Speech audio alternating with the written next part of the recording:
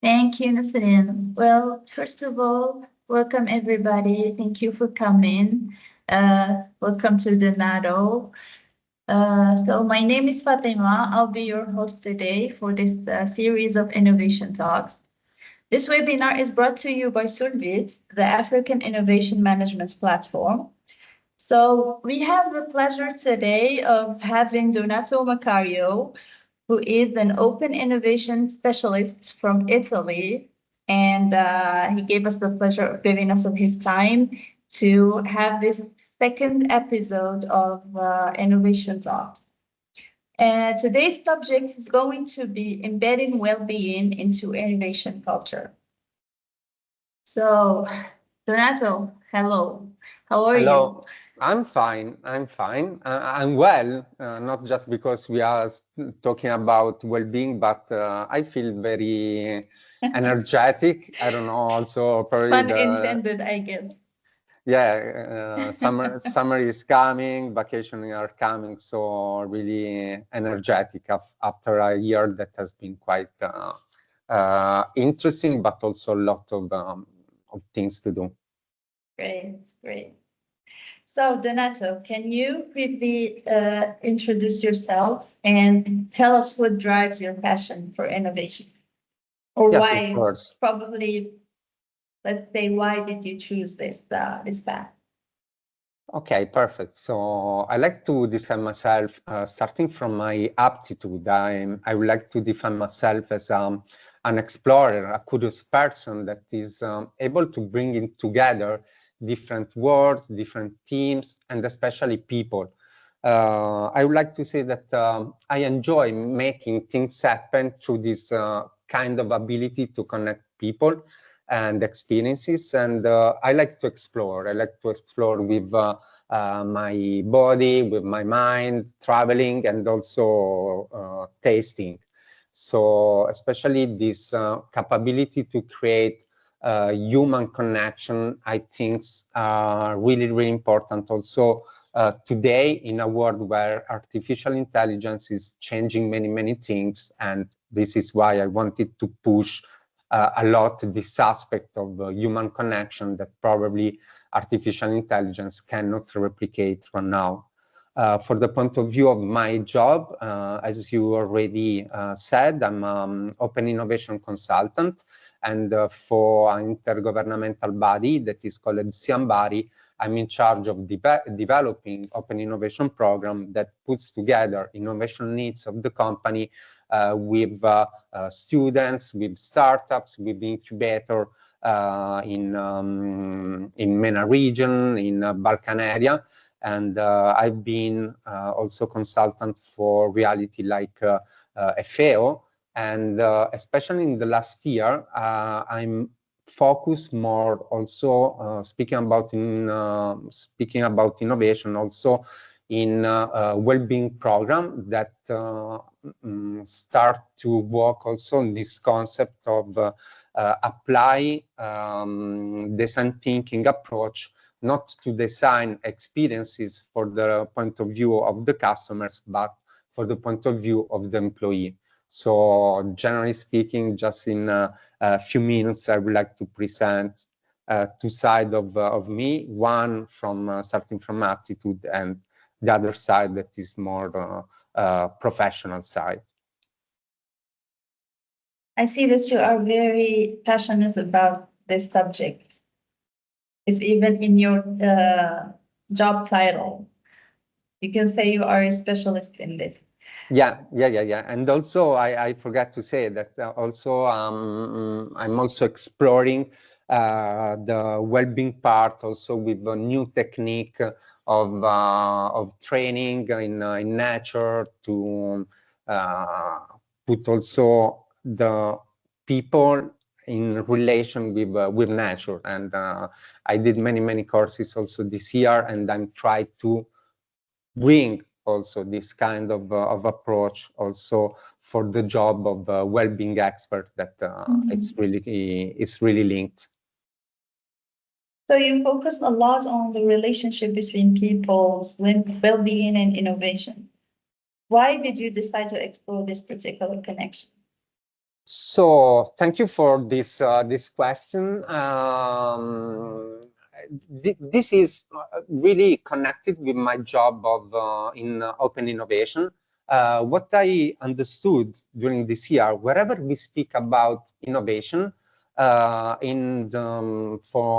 mainly speaking in other person, what comes in their mind is that innovation is related with technology, with digital, with I don't know, startup creation. But what happened today? Today we are inside a world that is ruled by exponential technology. Exponential technology means that our technology that are show a really exponential acceleration in the rate of improvement and progress. And this technology have a significant impact also on the business because they can radically transform industries, company, creating new business model, and bringing also a drastic change in business process. So the competitive advantage of the company that up to 10 years ago, if it was like an established company, this competitive advantage lasts for many years. These competitive advantages that comes from technology today is no longer sufficient. So the competitive advantage of the company is getting shorter and shorter. And this is why I started to work on this concept that technology is important, but there is another level of the innovation that is quite important, is as important, I would like to say also more important than the technology, that is also the human part of innovation. And the human part of innovation comes also from how people work. And why, when we speak about innovation, we are just focused on technology and not in the way in which people work. And this is why during the last years, I started to work also on this kind of topic, the human part of the innovation. Okay, so would you say that technologically speaking, we are seeing high competition between companies? So your opinion on this matter is that we have to play on the human side more. That's what I get from your answer. Yeah, it's important, the technology, but this competitive advantage in a world that changed completely is not enough. There's another part of innovation that comes on how we can make people also working in a better way that is as important as the technological improvement of the company. So I like to call this kind of innovation the human part of innovation. And I would like to say that, for example, in the region in which now I live, for example, we have a lot of work to do in this direction, because really often people think that innovation is just related with technology. And I like to accompany also companies, SMEs, also in understanding how they can work on this part of innovation that is more human. Okay. We often hear about disengagement or lack of involvement in the workplace. So I think this is what you focus on, right, Donato? Yeah, this is an incredible topic today. And especially for people like me, like you, for example, that you manage people, you're interacting with people. Now, I will use like some number. I will start with one number that is 10. And now you will understand why this number is quite important. That's a really interesting survey done by Gallup. And Gallup says in this survey, investigate the involvement of company and has discovered something really important, that just 10% of people are today engaged at work.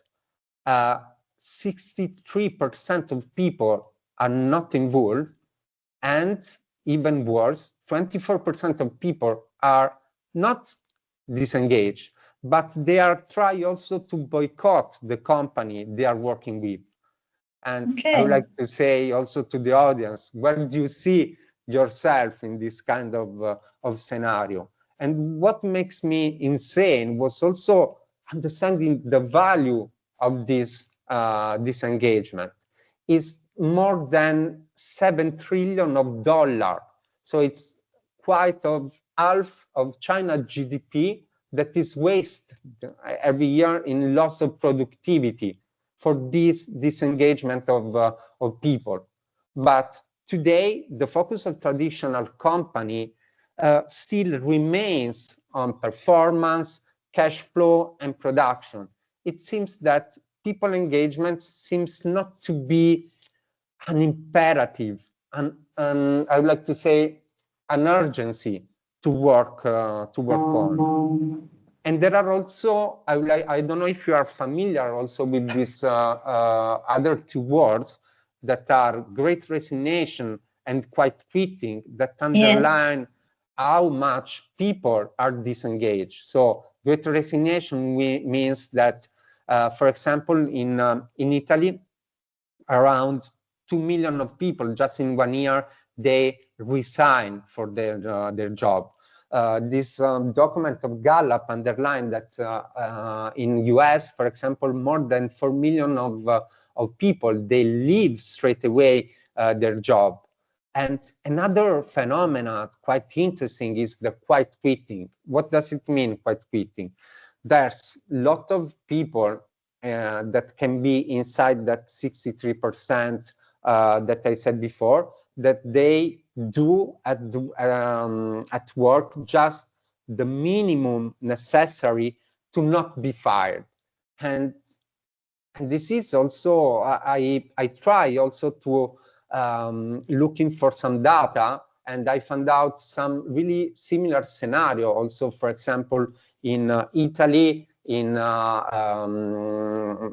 country from MENA region like Algeria, for example, and like the percentage are really similar, are around the 10%. I also discovered that, for example, negative emotion in Algeria, we have like 37% of employees that are reporting a lot of stress. In Italy, this percentage is also more. It's around 49%. And also the level of sadness that in Algeria, it's around 12%. In Italy, is around 21%. And also people that are trying to looking for another job, it's a huge number. It's around 40% both in Italy and in Algeria. So it's been also really interesting to compare some data before like this meeting, also to understand, because I was really curious also to understand. It is something that happened just in Italy, or it's something that is peculiar to MENA region, would happen also in Algeria, and I found out this data. So it's a really delicate moment for company and also for people that work inside the company. Donato, do you find these numbers shocking? I found shocking, yeah. Also when I found out also the level of people that boycott internally the company they are working for. And so for this reason, I was like probably shocking. I was surprised. Yeah, is the proper word. Yeah. Do we know the causes of this phenomena? When we speak about this resignation and quiet quitting, do we know the reasons? Yeah. Of course, we know the reason, and I think it's a really huge parenthesis that speaking about innovation. So I would like to justify from my point of view. So the next step, now we saw all this number all together. The next step is try to understand why most organizations today persist in working in this way that cause so much disengagement with people. And from my point of view, I would like to use like a metaphor. Speaking about innovation today, it's like think about in the world that we live today, with today technology, you can see on the street, on the road, cars like the Ford Model T, a car that has more than 100 years old. How would you feel? So this is what happened inside the company today. We work with some approach that belong to 100 years old. It's like it's sort of heritage of model of Taylor and Ford. And if we consider innovation, from my point of view, there are two things that seem stuck in the past. One is the way in which we work, that is sticky on the past. And also the way in which we learn at school. So we are discussing a lot about innovation, technological innovation, but two important things, the way in which we work and the way in which we learn are really sticky in the past. And this is the problem of the traditional way of working. Most of the current organizational and working model, they have more than 100 years old. So wherever we speak about pyramid, command and control approach, this absence of delegation, this is legacy of the past. Because when in the first entrepreneur that they started to build, like Ford, Taylor, they started to build this during the Industrial Revolution, this kind of approach to the job. They use the only model that they have in comparison. That was the pyramids, because all the hierarchical approach also to the government, something that they were exposed, was the only benchmark. So this is why they started to set up also the work using this kind of pyramids. That's very ancient. Yeah, it's a legacy. You can't even say outdated. It's ancient. Yeah, it's completely so. And it's so funny because we speak about innovation, but the way in which we work, the way in which company and organization are organized, it seems the same. And what happened inside this kind of pyramid? I studied. This is really interesting point of view. It's called principle of Peter. So in this hierarchical approach, especially manager. Imagine a manager that, for example, before being a manager, it was like really good in, for example, in marketing. It was really good in sales. When he become a manager, he starts to he goes to the point farther from the real expertise. So he stopped to do something in which he was really good, like selling stuff, for example, and he has to do something really new. And you know what is? Dealing with people. And so in this hierarchical approach, the most on top we go, and the most distance we create also with capability of managing with people. And this is why we also there's this needs of training also the manager in dealing with people. And yes, from my point of view, this is the main reason why there's so huge disengagement. In this hierarchical approach, for example, we have a system that produces a widespread unwillingness to take responsibility in people. Imagine how many times inside the company, for example, people, they have to ask to hundreds of people just to modify a document. They need to ask also stupid things because there is not delegation, for example, in this pyramid and hierarchical approach.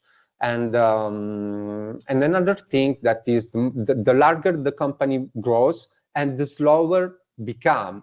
And this is why we have to have a look outside in other model that can be also more efficient and can be more aligned with the innovation. And we have some model in which we can, for example, be inspired. For example, self-management.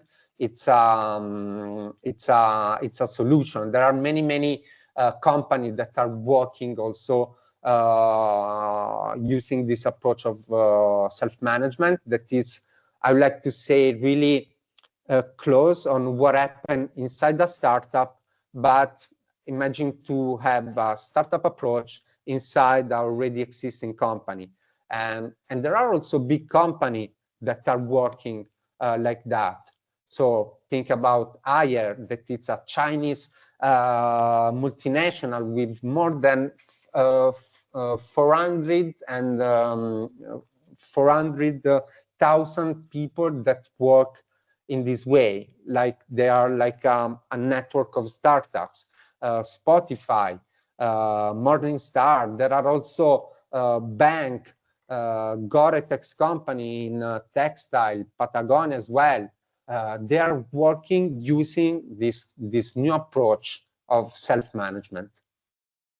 But Donato, for like big companies like this, do you think it works, this way of working? Is it proven that it's given improvements and it's a change in the way people work and giving them more satisfaction with their jobs?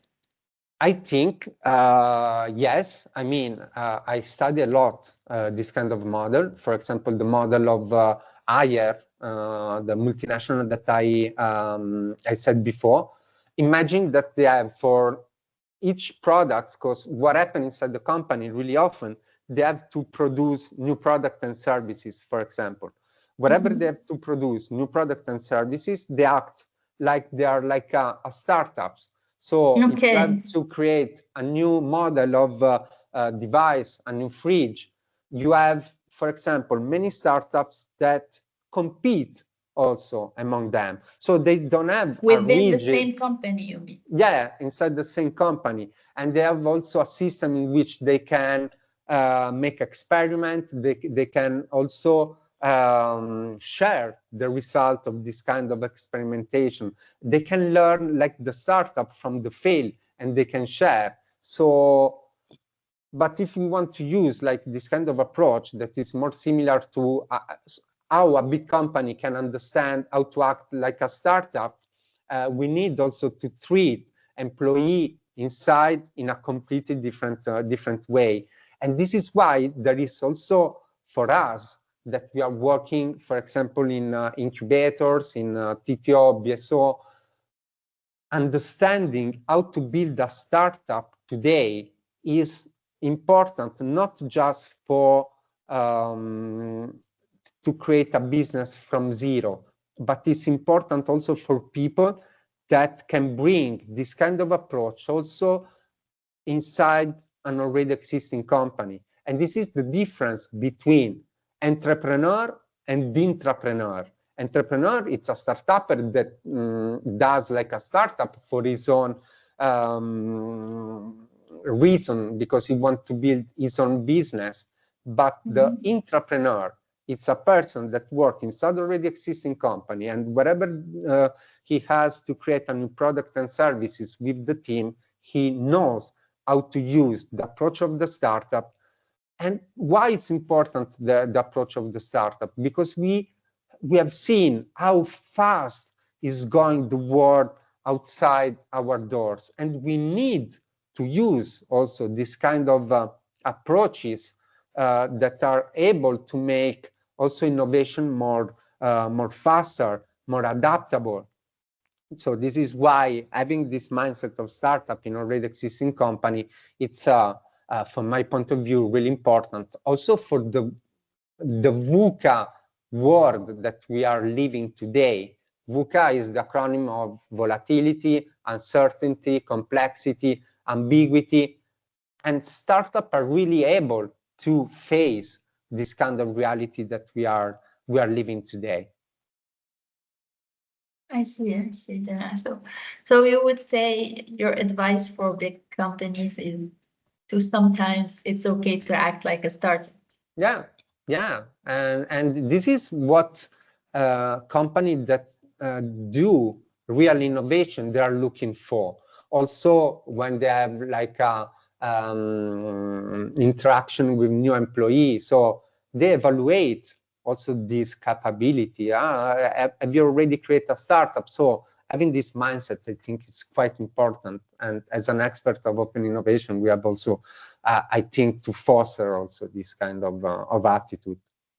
Yeah. So going back to the term well-being, when we talk about well-being in a company, what exactly does that mean? Okay.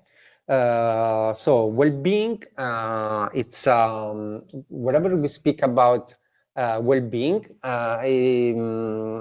many people, there's a confusion between, for example, well-being, wellness, and welfare. So people really often they are confused about this kind of three words that seem similar but are completely different. So welfare, the corporate welfare, what is? It's belong to health assistance, social security program. Today it includes also childcare assistance, parental support. The wellness, generally speaking, is more related with fitness, nutrition, physical stress management. But well-being, I would like to say, it's something more broader. It's more holistic concept that include not only physical health, not only welfare, but also it is focused on creating a positive work environment that promote sense of belonging, work-life integration, stress management, motivation, and corporate well-being, from my point of view, require a completely systemic approach to organization, to cultural change, how to create also with the job sense of belonging, transparency, communication, creating also flexible environment, because well-being today it's something that person inside the company they are looking for. Also, there are a lot of statistics that say and they scream that people today are interested not just in wage, but also in how company behave, not just behave in front of the environment, but also how behave in front of the employee. And well-being is something that it's people they're looking for. Which kind of well-being this company is designed for me. And inside the well-being, we can also insert, for example, personal career path or growth inside the company, because are other things that people and talents, for example, they are trying and they are looking for. And so this topic of the well-being, it's really important because inside the company, for the first time in the history, we have 4 generations that work together. True. Yes. We have baby boomer, we have Gen X, we have millennials, we have and Gen Z, that all together for the first time, and every one of them has completely different needs in terms of well-being, in terms of creation of experience during the job. So this is another topic that, from my point of view, it's really important. How we can speak about inclusion, and inclusion belongs not just to gender inclusion, but also different generation that work together. And the most important things is that among these 4 generations, we have also people that have like completely different approach to the job and to the life. For example, I discovered that we have like almost 4 profile, different profile of people that, and you can find out also these temperaments of people inside the generation. We have, for example, people that are novelty seeking, so are people that they are looking for something new. They are not scared about novelty. We have also harm avoidance, that are people that they are just a bit scared about novelty. So are people that are more stable as an attitude. We have also people that are more reward dependent. We have people that are persistent, so they are able to follow an objective that, for example, someone else provide, that is completely different from the novelty seeking. So the secret is how we can create experiences during the job completely different from people that have this completely different attitude. And this is why well-being it's important, because working on the well-being, we can create unique experiences for those people and try to engage them in the best way possible. Donato, would you say these profiles are also related to age? I would like to say that this kind of profile, you can have, I don't know, a novelty seeking also inside a baby boomer can be like that. So I would like to say that generally speaking, it's interesting to speak about generation. But if we want to be more detailed, I would like to add that probably generation is not enough. But exactly, yes. There's like the temperament of people inside the company, and also balancing some experiences related with our job, related with well-being. We can create unique experiences to make people working at the maximum that they can, because making people happy, it's also a matter of business. It's not just because we like people. The happier they are, the more productive they are. Yeah. And to create like this experience, for example, when we speak about well-being, we can also, it's like just to be more precise, when we speak about well-being, we can have like 5 different dimensions of well-being in which we can play and we can decide something different. For example, we have like the part of physical well-being, that is like the part in a work context that require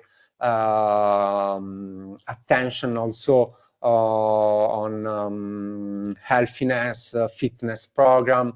Also, physical well-being, it's also ergonomic. So the way in which office, for example, are built, how you can promote also healthy food option inside your company, encouraging also, and this is something that I like to do also when I work with my colleague, also to activate them with break, short walk, breathing exercise during the work day. It's quite important also for our mind.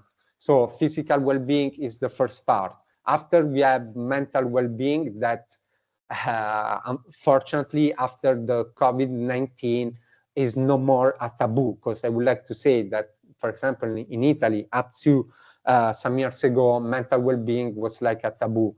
Now it's really powerful. There are many companies that are also providing some program of psychologists, program to reduction of stress, prevention of burnout, and this is quite important.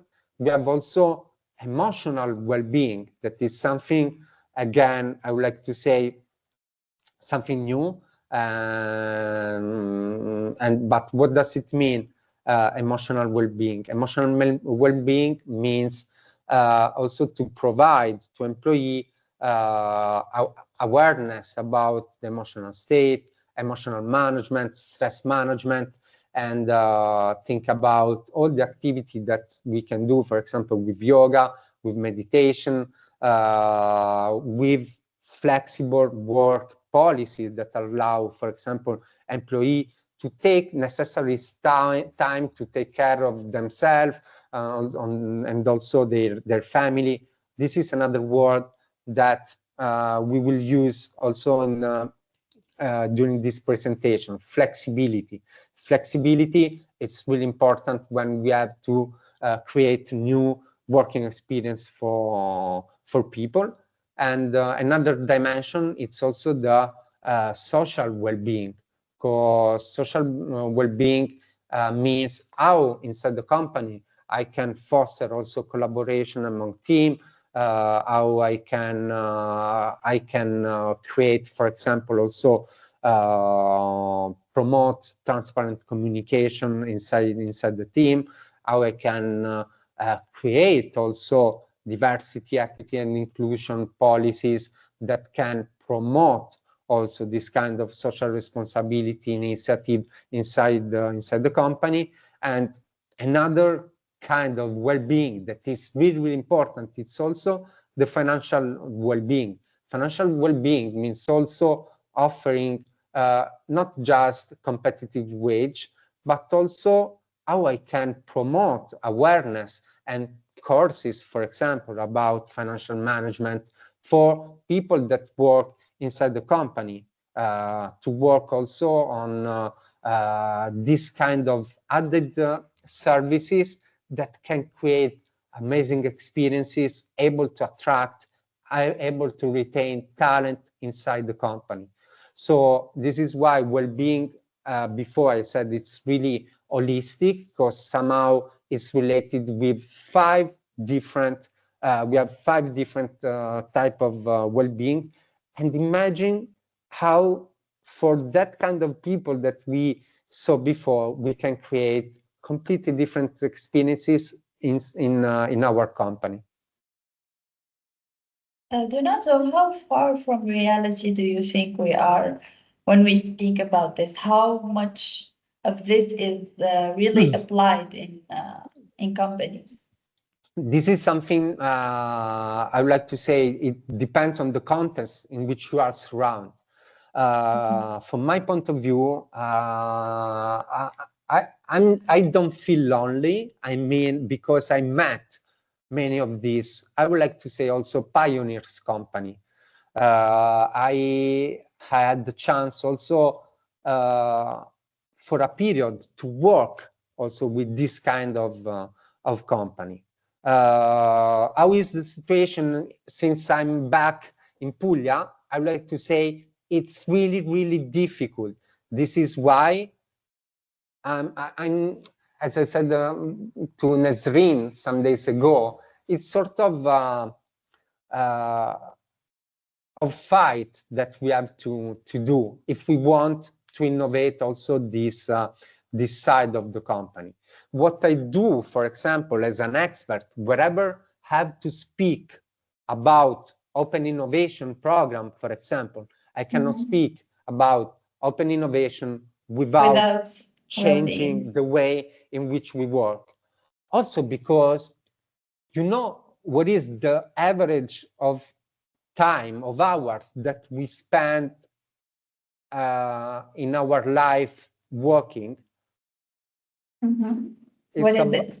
It's around 90,000 hours. So Wow. we are spending a lot of time. And also now it's incredible to see the amount of money also that companies are investing in this kind of topic.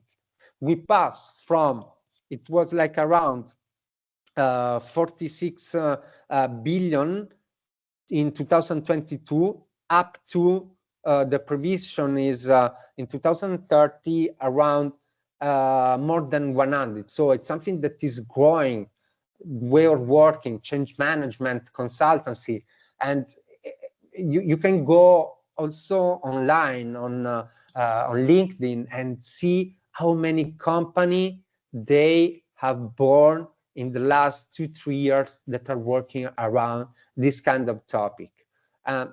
I know many of them, so this is why, as you said, we are somehow far, but I'm not scared because it's something that will come and is happening.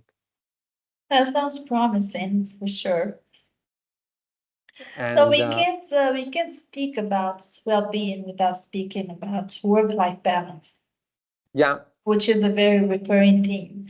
In your opinion, how this concept evolved and what does it mean today to integrate professional and personal life? Yeah. So today, especially in the world of innovation, wherever we speak about, so work-life balance was something from my point of view more related in the past. Because in the past, for example, we were able to create a separation between work and life. But I would like to say that, generally speaking, also work is part of my life. I like also to work. And this is why now, so this separation was like acceptable in the context that I described before, like Ford and Taylor model of 100 years ago. Today, we can speak more about life integration. The main difference is the approach. It's not separation, but synergy. We have to speak about flexibility. And first of all, we have to speak about objectives. So when we speak about work, not about hours, but objective that we can reach. There was also, I read some times ago, a really important article from Gartner that emphasized that companies that are focused on work-life integration, and work-life integration means also having an hybrid work, they can improve 21% the performance of the people. So hybrid work means I can decide if I can say, so it's like a mix of work that I have to do in the office, because I don't want to say that the job in the office is not important, but I can mix also with remote work sometimes. And this freedom of choice is primary source of well-being, and is something fundamental for the attraction, for example, of Generation Z. So today, for this work-life integration, it's also related on another topic. It's written by an author that is called Richard Bowles. In 1978, he was saying about people used to live in 3 boxes of their life: education in youth, work in adulthood, and retirement in old age. But this is a rigid model that is an heritage of the industrial area. Now, I would like to say that especially workers like us, that all of us, I think most of us are knowledge worker, has to be like a sprinter. What does it mean, a sprinter? We have to use like some model. There's a model that is called TSR, that means train, sprint, and reassist. So we have to pass through different phases. One that is, for example, train. When we walk, train means be exposed also to continuous learning. So we need to be involved in studying, reading, exploring, and having new stimulus to never stop learning. And also addressing around 10% of our budget to continuous learning. After, we have also in this TSR model the sprint, that is high intensity, maximum concentration, and this is the phase that we can dedicate to our job, for example, having deep work blocks of 60, 90 minutes, really concentrated. And after, we need also recovery. We have the reassist period of recovery, reflection, and so also the way in which we work has to change. And we need also to have this, I would like to say, schizophrenic approach, but in a positive way to the job, that has to pass to different. Wait, Donato, why do you call it a schizophrenic approach? No, why is it schizophrenic means that sometimes we need to stay more relaxed, we need to reflect, and not just be command with we are in a hurry, we are in a hurry, and we have to produce. So yeah. Schizophrenic in a positive way. Because you mean like it's okay to go in and out of that state? Yeah, so it's it's really new, this model that is called TSR. You can also Google online, and this train, sprint, and reassist. And was also linked also my interest for the sport. So I said, it's really, really important. And I swear, and try to use also investing every year also more than 10% of my income for continuous learning, for example. And also the sprint, okay, is like what I'm doing during this week. And for the reassist, for the recovery, I really hope that during this vacation as a Latin word means vacant, means empty. I really hope to work also on that. And yeah. Awesome. You spoke earlier about psychological safety. You spoke about psychological well-being, and psychological safety being a big part of this. How can a climate of trust be built, and what role do human resources play in this?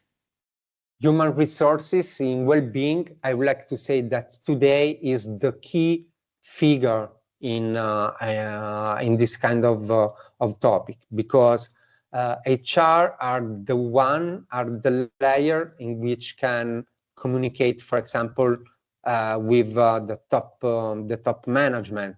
So now also the word HR, I would like to say that has changed to HR to people and culture. And in this completely new revolution of this role of the HR, it's they need also to understand how to be more human-centric, for example, how they can use for example, new capability that comes, for example, from the world of design thinking to create new experiences, to talent acquisition and employer branding, to engagement, to engage also, to engage people. So I think that today the role of the HR it's really important when we speak about innovation. And speaking about psychological safety, I think is the key for having a successful well-being program, because really often this corporate well-being activity, they fail because there is not a territory of psychological safety. What does it mean, psychological safety? So means, do we feel safety in our working environment? Are we able to, for example, to express ourselves with freedom? We can propose idea. We can make question without fear of being, I don't know, judged.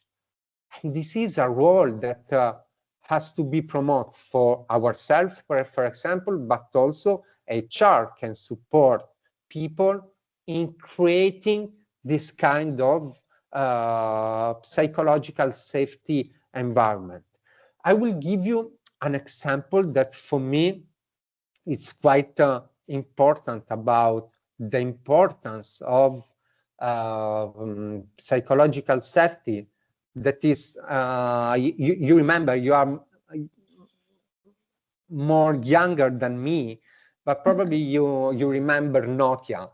Nokia has failed not just for the competition, but because employees inside, they were scared to tell to the top management the truth about their products.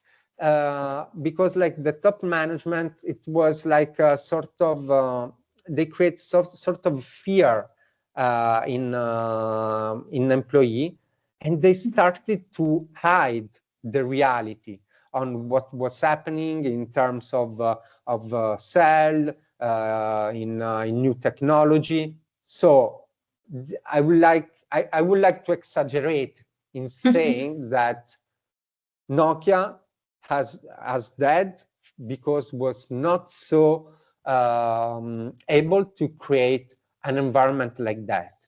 And there are other couple of example that I would like to give you. For example, Blockbuster. You remember it was like Blockbuster. Yeah, they fail not just for the competition, not just for Netflix, also because they were able, at certain points, they could have bought Netflix for cents, like 50 million. They could have bought Netflix, and they were like enormous at the time. They said, no, we don't want to buy Netflix because you guess which one was the core business of Blockbuster? Movies? Was not selling VHS. It's like the cinema.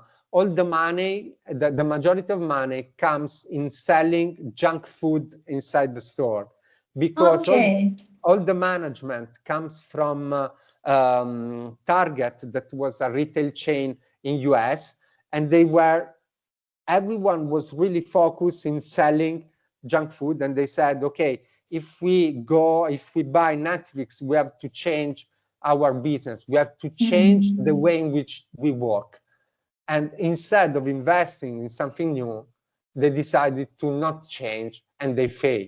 And the same things of Kodak. If you think, and this is really crazy, that the digital photo has been creating for a person inside Kodak, but the top management said forget about this idea, put this idea in your closet and forget about it, because otherwise we have to change our business model. So it was not a safety environment. And this guy at certain point says, okay, I'm going to, I think, Fuji to the competitor, and I will sell like this kind of technology. And we all know how happened the story of Kodak. So Kodak no longer exists. Creating this kind of environment, it's really, really important. And it's important also how we can create environments that are not focused on micromanagement. Micromanagement, it's another thing that kills companies. There are many, many reports also related with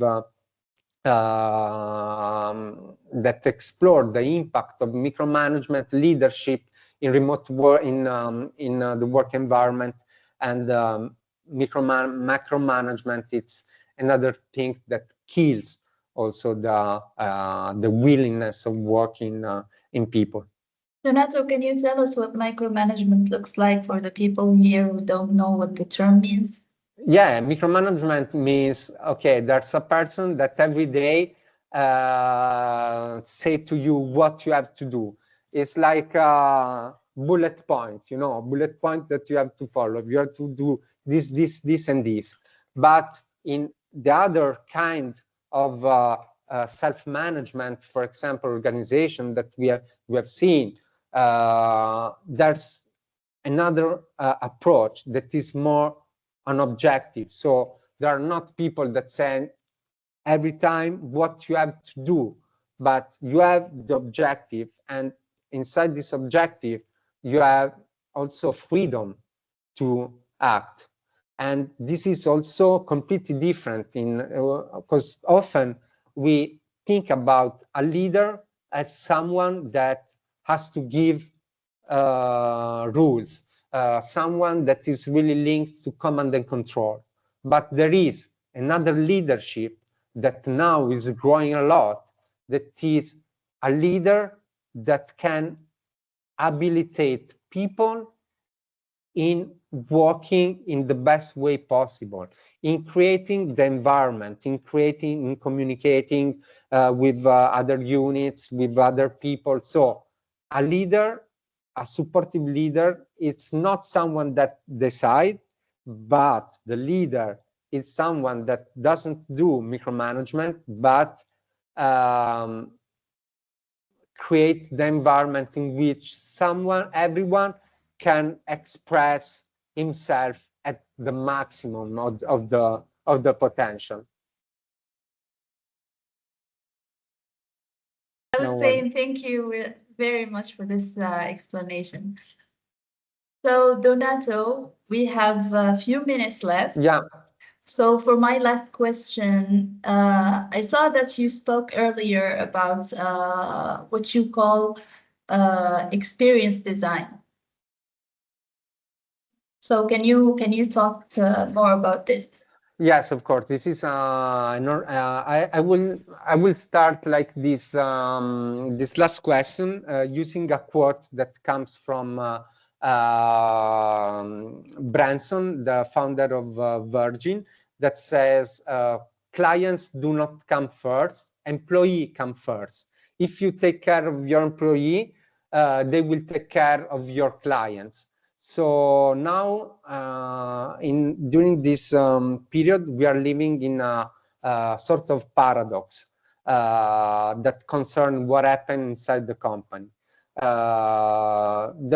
This paradox that happened inside the corporate is while personalization has become a dominant trend in designing products and services for a customer, the internal organization of work remains largely standardized and uniform for everyone. This is why I try to propose to apply the principle of experience design, not just to create experiences from the point of view of customer, but for the point of view of employee. because just in this way, we can create meaningful and transformative work experience through the personalization. And personalizing the work experience means also abandoning predefined universal process of workflow, enable diverse and flexible model that can accommodate individual inclination and needs, and that can allow also the significant freedom that we discussed before. And the nice answer is that it is possible to design experiences inside the company also with a powerful tools that is called employee experience. Employee experience, because I believe that people have the potential to innovate their company through innovating also the way of working, and the people experience and the employee experience is the people experience that represent the sum of all the experiences that employees have within the organization where they work. So successful people experiences require that target design approach similar to what happened to customer experience, but in this case is more focused on customer and on employee. And also in employee, we can also imagine which one are the most important phases of the employee life cycle. For example, starting for the attraction phase to the recruiting phase, passing to the onboarding phase, passing after to the learning and development phase, the retention and the offboarding phase. These are all touch points in which we can use our creativity and we can create amazing experiences to make people work at their maximum of potential. This is why there's this huge and strong connection between design of experiences, not just for customer, but for employee.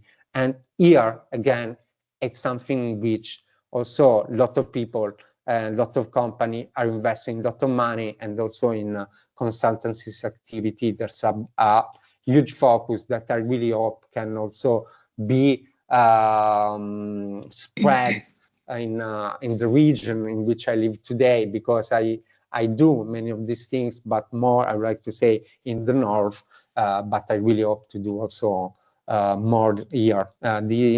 Some months ago, I did a really interesting program with an interesting company of the aerospace that is setting here in Puglia, and was like really incredible. I would like to say the output, putting together also different stakeholders from the company, different also layer, not just the top management, but also the HR department and representative from all the departments, because this is another secret. We have to design this kind of program trying to involve most people that we can, most relevant sample of people inside the company, and co-design the result with them, because it's not a consultancy's activity that someone for external comes saying you have to do this, this, and this, but the solution has to be co-designed with the people. Yeah. From inside the company. Well, Donato, I really hope your efforts and everything that you do reaches more companies and they start applying what you just presented to us more and more. So, because we really need that right now in this work environment that we live in right now. Thank you so much for this conversation. It was really interesting. Thank you to you, and sorry if I don't know. No. I use many different words and topic, and I'm at your disposition if it's someone that more focused at certain point that wanted to go more deep, like another occasion like that. I'm here because this is another important thing. Yes, that would be great. That would be great. We want to do something new. We need to dedicate time in spreading. So thank you for your possibility and for this super nice conversation. Thank you. We can see from how involved you are that you are very passionate about this subject. And today's conversation was very interesting. It was very insightful. I hope our participants enjoyed it. So thank you again. And now I'm going to pass to the questions, Q&As. So we have one question from Iman. She says, can we approach the disengagement of employees by providing them with continuous learning courses, workshops, and the internships? And may this step help them identify their professional weaknesses? Yeah, I would like to say that this topic is quite important. Also, the data, because of course I like to be supported by data wherever I speak, and I saw that, for example, when people they have to find out a new job, for example, this capability, the policy in terms also during the interview, for example, they wanted to understand which one are like the policy regarding the continuous learning inside the company, and also company on the other side are investing a lot of money to create personalizing career path for each employee. And think about how the potential of artificial intelligence is huge, for example, to support company in create something that is not general, but can be really suitable and personalized. Because today, this report from Gartner as well says that around 70 or 66% of leader of people in culture, they are aware that this path inside the company are not enough stimulants for the employee. And on the other side, the employer, they really wanted something personalized and impactful for them.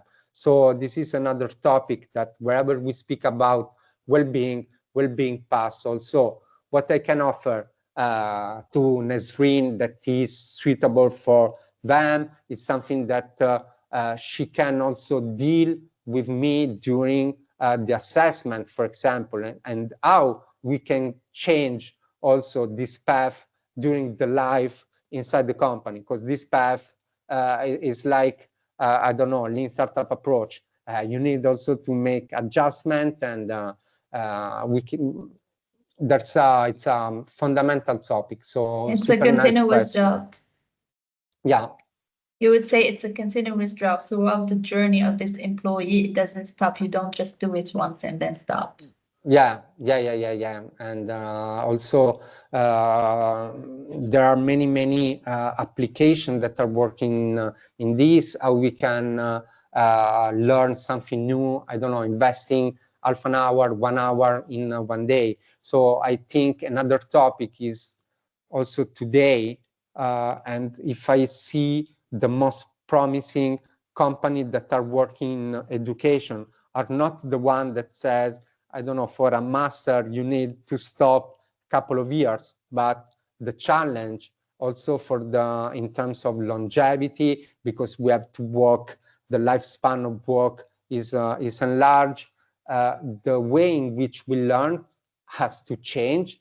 Often we need to stop, and we need to stop to be competitive again for, I don't know, 3-4 years after, because the world changed so quickly. We have to stop again and learn something new. So yes. I would like to say that education doesn't stop with university, but it's something that we have to bring in our bags forever if we don't want to die in terms of I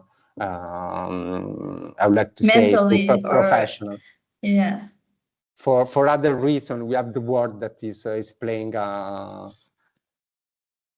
is doing its best. But sorry, I don't want to open another big parenthesis. It's okay. It's totally okay. Thank you so much, Iman, for your question. And thank you, Donato, for being here. Today's episode was really amazing. And we hope to have you here again some other time to speak about this even more. I would love to thank our participants. And that was today's episode. So thank you, everyone. And have a good evening and take care.